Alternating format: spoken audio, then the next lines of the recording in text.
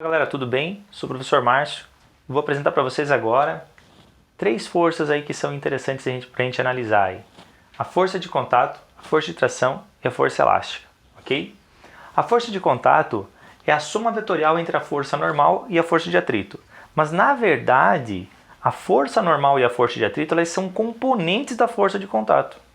Então, quando a gente diz assim, um corpo está em contato com a superfície, então tem uma força de contato. Para facilitar o nosso estudo, nós temos que as forças, a gente pega a força de contato e encontra suas componentes para ficar mais fácil. As componentes da força de contato, a gente vai então decompor a força de contato entre a componente normal e a componente atrito, ok? Então a força de contato, ela existe, é a única que existe na realidade, né? Como assim a única que existe? E as outras são as componentes dessa força de contato. Ok? Tá, professor, mas e se não houver a força de atrito? Então a tua força de contato ela é com a mesma direção, com a mesma módulo, tudo igual, módulo, direção e sentido da força normal. Ok? E se não existir a força normal? Bom, se não existir a normal já não vai existir também atrito, né? Então a gente já sabe que precisa do atrito. Precisa da normal para existir atrito. Certo? Força de tração. A força de tração é aquela força que é transmitida por um corpo intermediário, por cabo, corda, fio, até por eixo. Quando a gente fala qual é a tração do carro, tração 4x4. Significa que são os 4 pneus empurrando o chão. Então ele tem um eixo que está transmitindo a força do motor para cada uma das rodas. 4x2, que é o mais comum. Então nós temos os carros, os mais comuns é 4x2. Ou seja, a força do motor é transmitida para 2 rodas apenas, certo? Então essa tração 4x2, tração 4x4, a gente ouve essa palavra no dia a dia. Mas para nós aqui na física é muito comum a gente utilizar a força de tração quando a gente está falando de fios, de cabo, de corda e tudo mais. Daí eu fiz um desenho aqui, uma representação. Ó. Imagine que você tem uma caixa, tem um fio e uma pessoa está puxando esse fio. Então quando essa pessoa está puxando o fio, ela está puxando com essa força para cá. Então seria essa força em vermelhinho para cá, ó. Aqui. Vai existir uma força contrária, que é a força de tração para cá. Beleza? Vou colocar em preto. A força de tração. Essa força que o cabo está puxando também a pessoa, então aqui no meio está sendo transmitida, por isso estou dizendo em 2 sentidos. Aí o cabo, o fio aqui, está puxando a caixa. E consequentemente,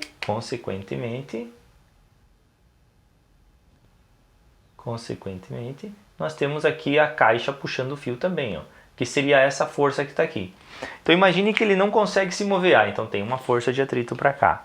Mas só no fio nós temos um par de forças. Uma pessoa amarra uma corda na parede e puxa com 50 Newton a parede. A parede puxa a corda com 50 Newton, ok?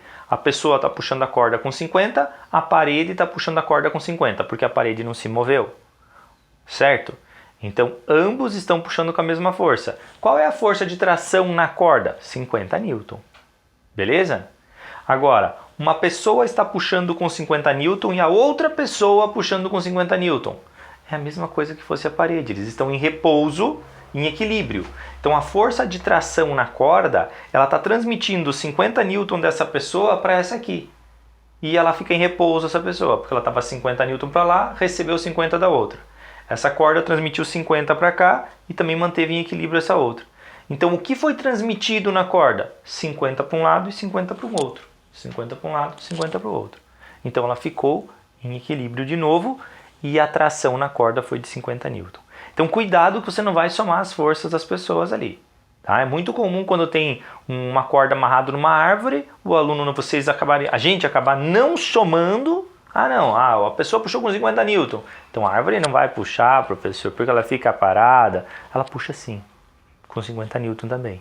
Então a tração é 50 Newton. Daí quando a gente fala, quando são 2 pessoas, uma com 50, outra com 50, daí vocês querem somar. Não precisa somar, gente. Não precisa somar.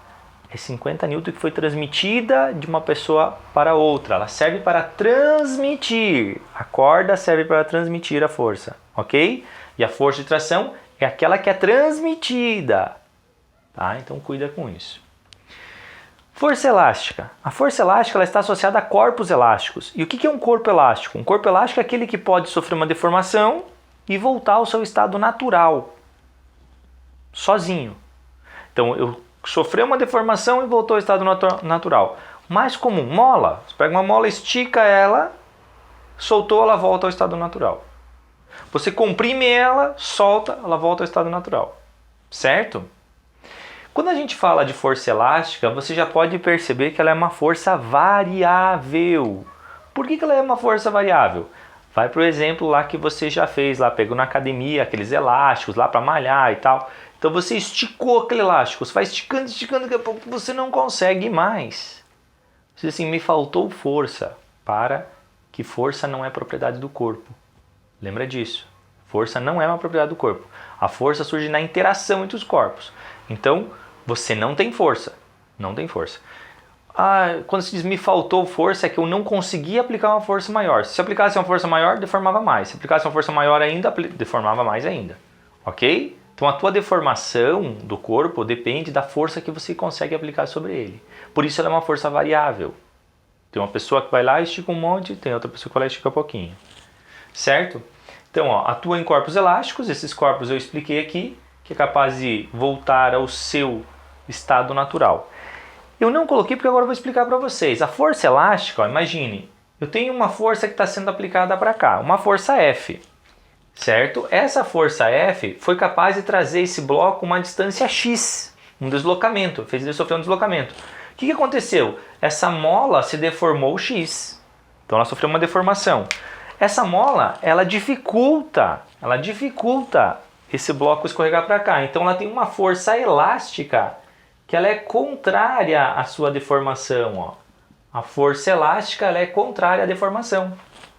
Então eu vou dizer que a força elástica ela é menos Kx. E aqui entra a lei de Hooke. O que esse físico ele concluiu? Ele disse que todo corpo elástico ele tem uma constante, ou seja, que para cada força aplicada ele tinha uma deformação definida, ou seja, uma constante que depende da força aplicada, ele sofre uma determinada deformação. Se aumenta a força, aumenta a deformação. Certo? Se aumentar a força, vai aumentar a deformação. E isso tem para cada corpo elástico tem um coeficiente. Então ele disse assim, que a deformação sofrida por um corpo é diretamente proporcional à força aplicada sobre ele. Então a gente usa esse sinal de menos porque a força elástica é sempre contrária à deformação. Se você está tentando comprimir, a força elástica está tentando esticar. Se você está estendendo o corpo, a força elástica está tentando comprimir ele. Certo? Para efeito de cálculo, nós acabamos desprezando o sinal. Então, para o cálculo do módulo da força elástica, nós dizemos que é Kx, ou alguns dizem K delta X, que a força elástica vai depender da constante da mola multiplicado pela deformação sofrida. Cuidado! A constante da mola no SI é Newton por metro. Tá? Newton por metro. Então a tua deformação tem que estar em metro para você encontrar a força em Newton. É comum a gente utilizar Newton por centímetro. Então se você tem aqui Newton por centímetro, usa a tua deformação em centímetro que você vai encontrar a força em Newton. Ok? Revisando.